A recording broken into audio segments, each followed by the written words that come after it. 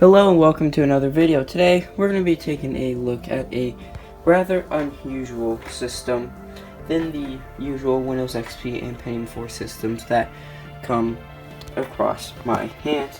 This is a Dell XPS 430. Released in early 2009, this was one of those higher-end Dell systems for professionals, with the base configuration costing $900 according to the research online. This system has had some upgrades in its past life, but before we look at those upgrades, let's take a quick look around the machine. Up front we have a DVD rewritable drive, and then down here we have a card reader and then a button for Bluetooth, and then we have a headphone microphone jack, 2 USB ports, and a FireWire port, and then we have down here we have the power button, the XPS 430, Dell, and then the stickers down here, which indicate that this system would have originally came with Windows Vista and was burning a Core 2 quad. So let's take a look at the back here.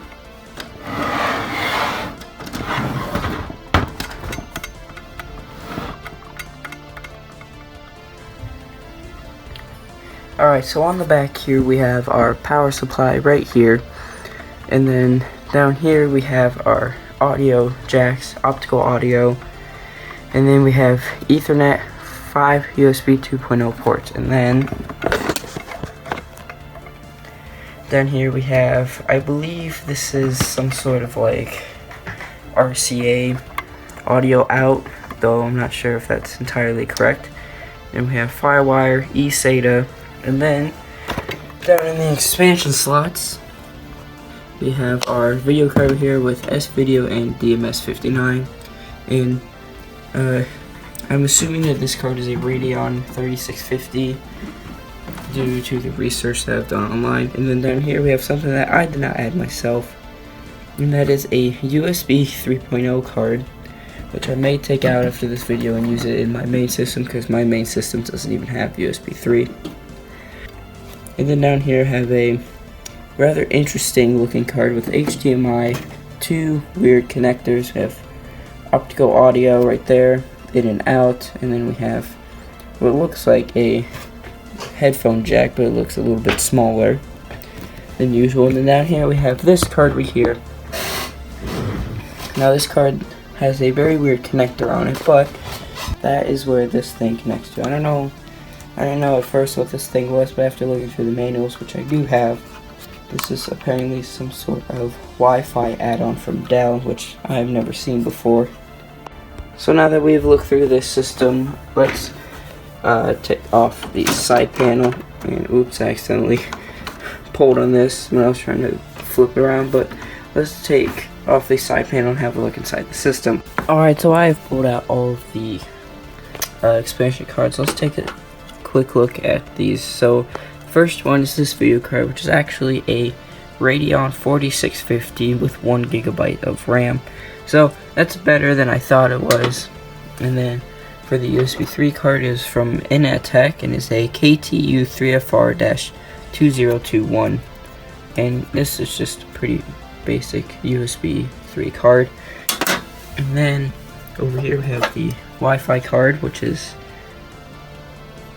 that model number right there, which I'm not gonna I'm not gonna say what it is because it's just too long. And then we have this right here, so I'm trying to see if there's any notable model numbers on this thing, but it doesn't look like that there is. And then finally there's this thing, which is from Hopage Computer Works, copyright 2011, and I looked this thing up, and from the research that I found, there wasn't much of it, but it is apparently a video capture card. Yeah, believe it or not, I guess it is some kind of video capture card. I just dropped it.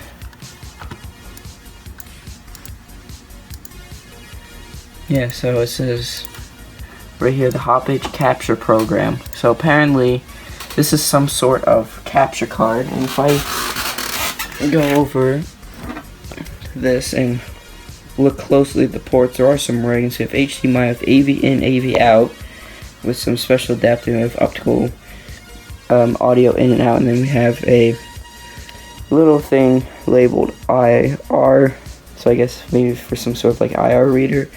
But for the chips on here, have a VIX Xcode-3111. I'm guessing that's the transcoder, maybe. I don't know much about video production stuff. And then this chip over here is the Analog Devices ADV7441A. So if I can find the right software for this and it can actually capture through HDMI, that might be better than my capture device that I use now, which is this thing. This is a Fossmon, I believe it's a 1882, I believe it's called. Doesn't say in the box, but basically it's a RCA to VGA converter. And then I use this right here, which has model number VC-211V. Doesn't have really a brand, so just like a no-name Chinese thing, but that's how I get my video capture. But if I can get that to work with HDMI, then that'll be way better. So maybe even another card that I put in my system, although my system's kind of crowded already and side panels off, so I was testing a floppy drive that I got from free from the state sale. I had no idea if it worked, and it works, at least one of them does. So back to this. So let's put this all together and let's power on the system. Alright, so let's turn on the system and let's go through the BIOS and take a look at the specifications. And I do apologize for the horrible mic quality. I am using my regular fine microphone, but maybe it's just this recording software or what, but it makes whatever microphone I use sound terrible. So let's turn on the system and put the microphone right up to it so that you can hear it, and let's press the button.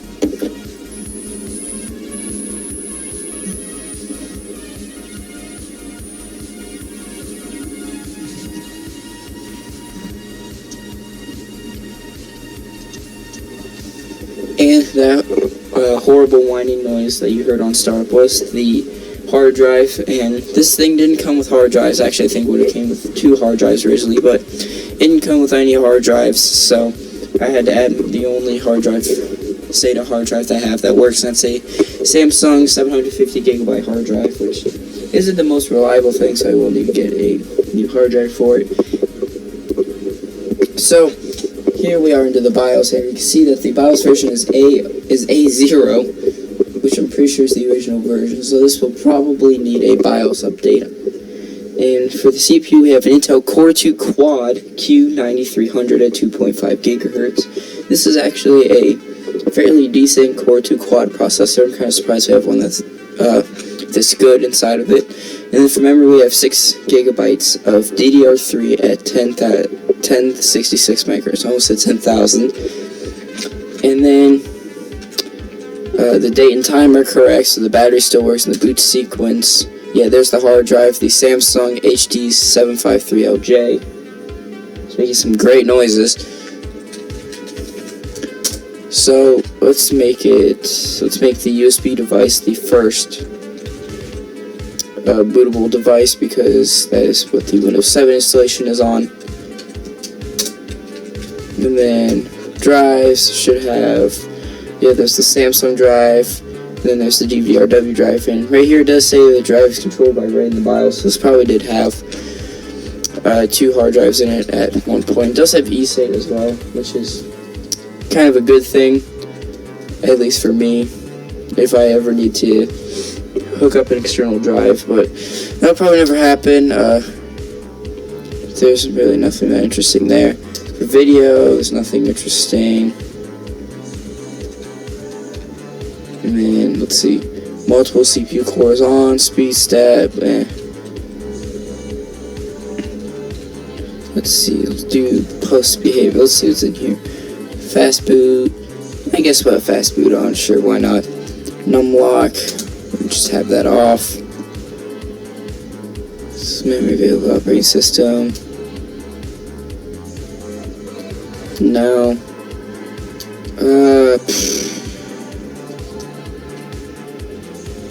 Alright, so I think that's it for the BIOS, so let's just say exit, and it should boot into the Windows 7 disk. And I do have the original Windows Vista, like, recovery disk, so if I wanted to, I could use that Windows Vista disk and then use my Windows 7 disk to upgrade it to from Vista 7, but I think having a clean install of Windows will be better. And I do apologize that it is cut off at the top here. But I don't know if switching monitors will make a difference, because I did switch out one of my flat screen LCDs that are square to a widescreen one. So, you know what, here, I'm just going to do an experiment real quick. Let's see what happens if because this isn't a 4:3 resolution that's recording in. So maybe, actually, now that I think about it, I don't think switching the monitor actually changed anything. So, I don't know what it's doing now. It seems to have gotten stuck on something. So, I'm just going to restart the system. Alright, let's go into the boot menu.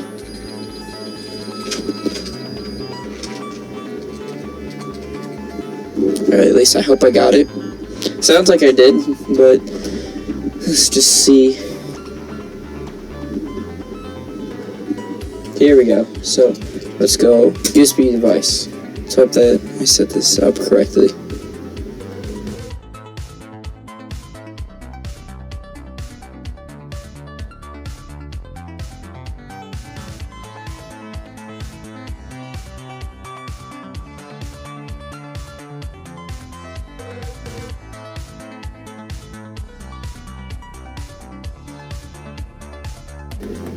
Alright, so I couldn't get it to boot off of a Windows USB flash drive, so I decided to use some DVDs, and I figured if I'm going to be using DVDs to install Windows, I might as well use the original install disk, or the recovery CD for this computer, and upgrade this Windows Vista to Windows 7. So I'm going to do that, and hopefully there are no problems, because I know this hard drive isn't very reliable. And yeah, I'll see you in a bit. I am the fucking game now.